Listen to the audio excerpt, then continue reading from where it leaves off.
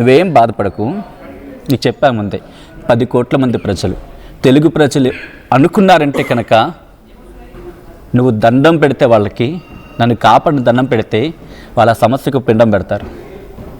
నువ్వు తెలుగు ప్రజలను చూడు, నువ్వేం వేడవలసిన అవసరంలా. నీకేం జరిగిందో నీ బాధ చెప్పు. నువ్వు అనుకున్న సమస్యకి తెలుగు ప్రజలకి నీకు దండం పెడతారు, ఆ సమస్యకు పిండం పెడతారు. తల్లి చెప్పు, అసలు ఏం జరిగిందో చెప్పు. ఆ రోజు ఇంట్లో ఏం జరిగిందో చెప్పు. అభ్యంతరం కనుకుంటే నేనే నీ మాట ఆపుతాను. చెప్పు తల్లి. మా అన్న రోజు బొగ్గులకని తీసుకెళ్ళినాడు.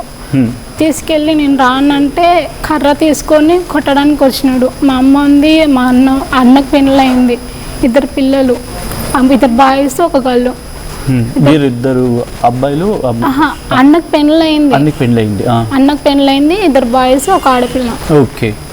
ఆయనకైతే ఇట్లా బయటికి పోదాం బొగ్గుల కాల్చుకోవడానికి, నేను రానంటే కర్ర తీసుకొని కొట్టడానికి వచ్చినాడు. ఇంకా కొట్టడానికి వస్తున్నాడని నేను పోయిన భయపడి. ఆ రోజు చెంటిపిల్లలాగా ఎత్తుకొని చెట్ల మధ్యలకు తీసుకెళ్ళి ఇట్లా చేసినాడు. నోరు మూసి గట్టిగా అరుస్తుంటే ఇట్లా చేతి ఇట్లా కట్టేసి చున్నితో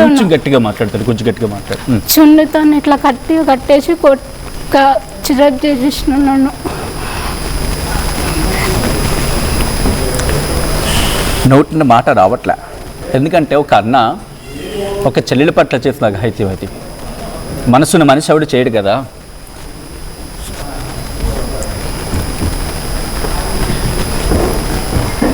ఆ తర్వాత ఏం జరిగిందమ్మా? నువ్వు ఈ కేజీకి ఎలా చేరుకున్నావు? అంటే ట్రస్ట్ ఇంట్లోకి వెళ్ళి మా అన్న అట్లా చేసినందుకు మా అమ్మకి చెప్పిన. అమ్మ ఏం పట్టించుకోలేదు. ఆమె కొంచెం మెంటల్గా ఉంది. మీ అమ్మ పట్టించుకోలేదు, కొంచెం మెంటల్గా ఉంది. ఓకే. అమ్మను కొట్టినాడు, అందరినీ కొట్టినాడు. మా అన్నను ఇంట్లో అందరినీ కొట్టినాడు. మా అన్న కనుక్కున్న తల్లిని కొట్టినాడు, చెల్లెల్ని కొట్టినారు, అందరినీ కొట్టినాడు. ఓకే. ఎవరు చెప్పపెట్టకుండా మా అమ్మకి చెప్పిన, పట్టించుకోలేదు. నేను ఎవరు చెప్పపెట్టకుండా ఇంట్లోకి వెళ్ళి నేను 4,000 తీసుకొని వచ్చేసిన. ఎవరికి చెప్పలేదు నేను. ఏ ఊరమ్మా మీది? మాది కలవారాలను. ఎక్కడది? వనపర్తి సైడ్. మరి ఇంట్లోంచి బయటకు వచ్చిన భయం అనిపించలేదా?